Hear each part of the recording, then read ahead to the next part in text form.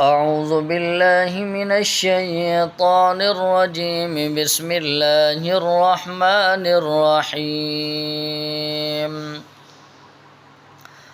آمن الرسول بما أنزل إليه من ربه والمؤمنون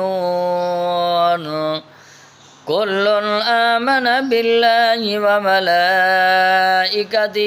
وكتبه ورسله لا نفرق بين أحد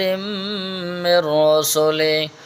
وقالوا سمعنا وأطعنا غفرانك ربنا وإليك المصير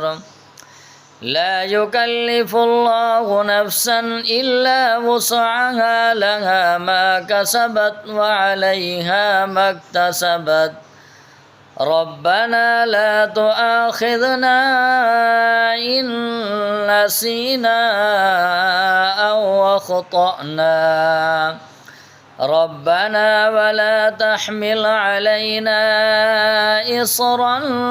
كما حملته على الذين من قبلنا ربنا ولا تحملنا ما لا طاقة لنا به واعف عنا